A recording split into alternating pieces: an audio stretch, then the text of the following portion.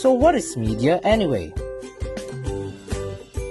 Media is defined as the communication outlets which are used to disseminate information to large numbers of people. Some examples of media are printed materials, such as newspapers and magazines,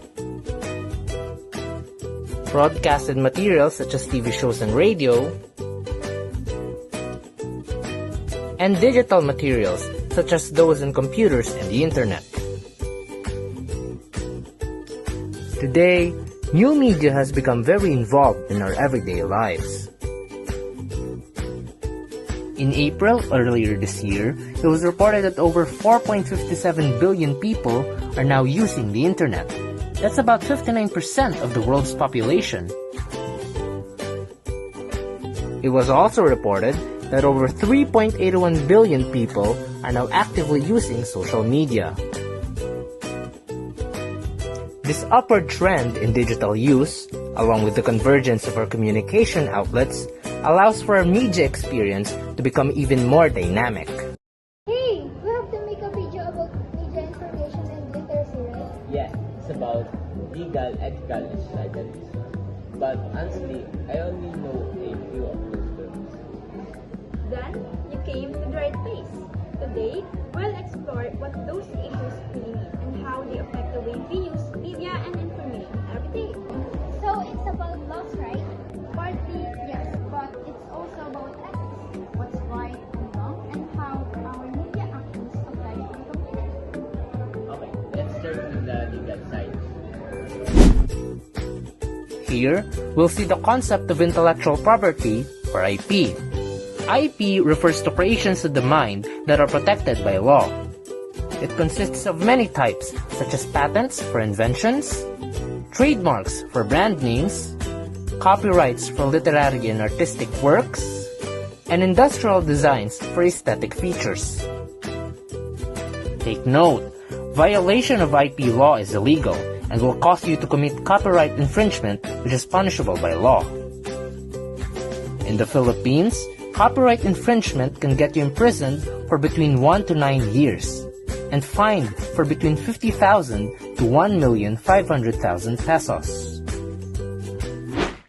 Legal issues are the laws that protect creators and users of media and information. These laws keep our digital world fair and respectful. So if I download a song from the internet and use it on my blog, is that okay? Not really. That's a copyright violation. Copyright gives the creator exclusive rights to their work, like movies, songs, books, and photos. So we need permission first. Exactly, unless it's free to use or it falls under fair use. What is fair use? Fair use let you use one or more copyrighted work for education, research, second, or marketing, as long as it's not for profit. So using short videos to do project is fine? Yes, as long as credit yours and don't blame its use. I once copied something from an article and pasted it in an essay. That's plagiarism, right? Exactly, that's plagiarism. Plagiarism means using someone else's work without proper credit. So always cite the success because it's about honesty and respect. What if I invent something, like a new type of gadget? Then you can get a patent if plagiarism protects your invention, so others can copy or solve it without your permission. What about common knowledge like Nike or Apple? Those are trademarked and identifies brands and prevents others from using similar logos and names. How about when people spread rumors online? That's libel if it's written or posted and slander outspoken. Both are forms of defamation, spreading false information that harms someone's reputation. Is it okay to post someone photos or chat without permission? No, that violates data privacy laws. In the Philippines, we have Data Privacy Act of 2012, which protects personal information from misuse. Always ask for consent before sharing private content. But we don't have the right to access public information? Yes, freedom of information law allows citizens to access government data. But remember, it's for transparency, not not for spreading false or private information. So, to summarize legal issues, copyright, fair use, plagiarism, patent, trademark, libel and defamation, privacy and data protection, and freedom of information. Wow, so many. Yes, because media is powerful and law helps us use the power responsibly. Next, we now move on to the ethical dimension of media.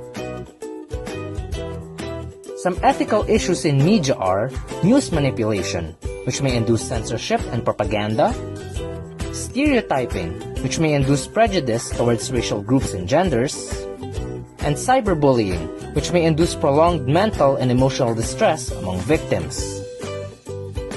In the Philippines, there is still no law which specifically covers cyberbullying, but there are ways for victims to deal with it. For example, victims may report cyberbullying to the police and even file a criminal case should they want to. Now, let's talk about ethical issues.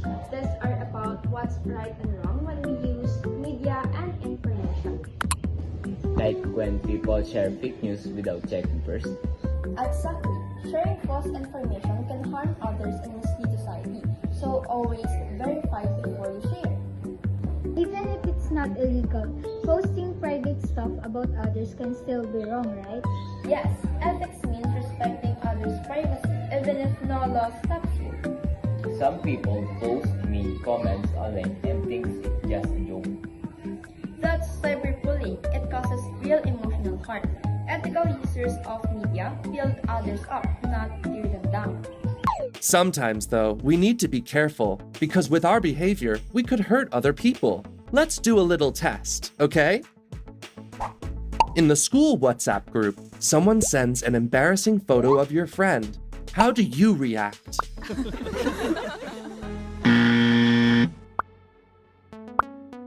Hey guys, that's not funny. Why don't we delete the photo? Virtual is real.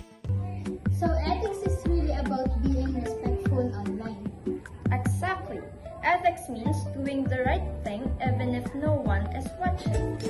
Finally, we now move on to the social dimension of media. One of the biggest social issues in media is the digital divide. The digital divide refers to the gap between people that have access to modern information and communications technologies and those that don't. It is very important to bridge this gap as digital access becomes more fundamental in our everyday lives. In 2016, the United Nations even declared access to the internet to be a basic human right.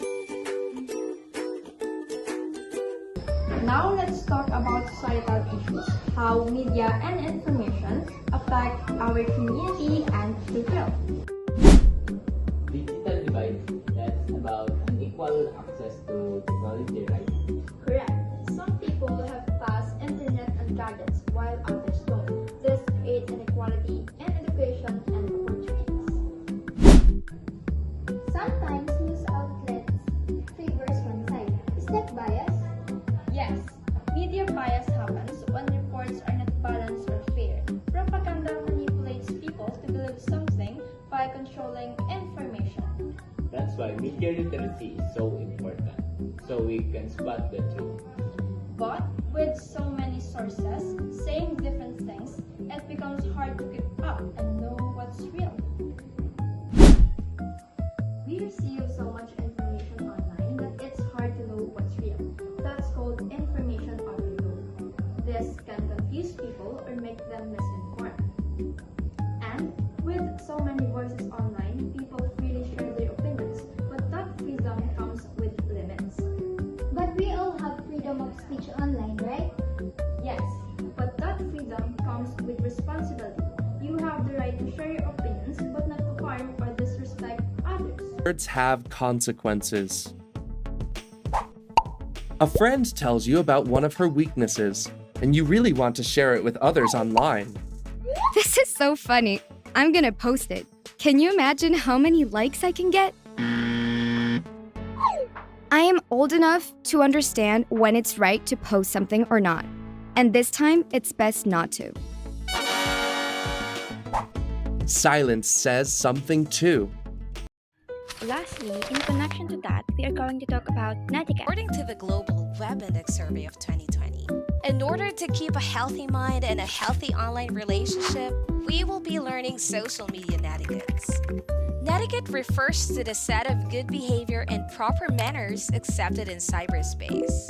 Here is the list of some of the online behaviors that should be observed. 1. Use respectful language. Just like in the offline world, one should avoid using profanity and offensive language. Interact with other users with politeness and courtesy. 2. Do not plagiarize. Do not claim anyone's online content as yours. Not everything on the internet is on public domain. Learn to cite the author or even ask for permission if necessary. 3. No cyberbullying. Cyberbullying is the act of harassing people on the internet by the use of threats, humiliation, and other hostile behavior toward the other internet users. 4. Don't be a troll. Refrain yourself in joining a bandwagon of trolls who only like to bully someone who opposes their views and beliefs. 5. Fact check before posting.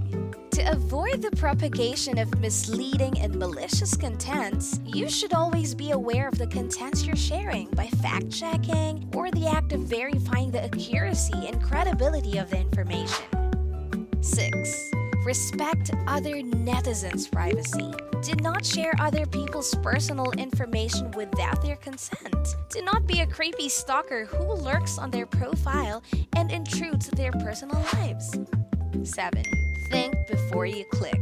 Always be mindful of the things you do online. Think of the consequences of your actions. One helpful bonus tip: do not be afraid to do a social media detox. If using social media overwhelms you, it's okay to step back for a while. It can be done by limiting the time you spend on social media, deleting social media apps on your phone, or diverting your attention into doing something else. Now that we know how much our gadgets and the internet can do so much for us, connecting us to information, learning, and entertainment, it's important to reflect on how we use them.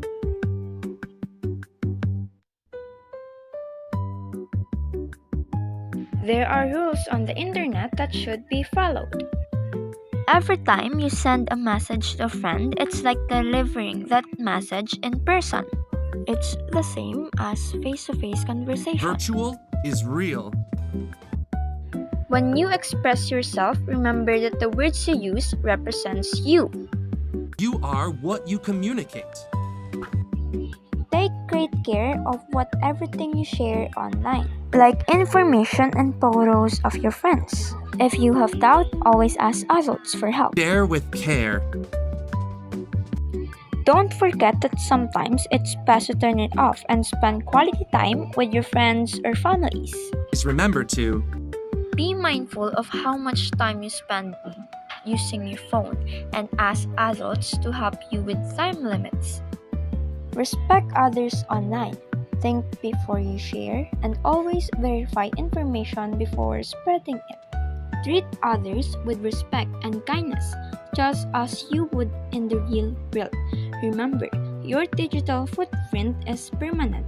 Every click, every like, every post shapes the online world. And most importantly, be a digital citizen who inspires others, someone who uses technology not just for themselves, but to make the online world safer, smarter, and better for everyone. So, to be truly media literate, we must be aware of legal, ethical, and societal issues. That's mean following the law, doing what's right, and thinking about how our action affect others. Exactly. Media and information are powerful tools. Use them wisely to educate, inform, and inspire. So all together, be legal, be ethical, be responsible.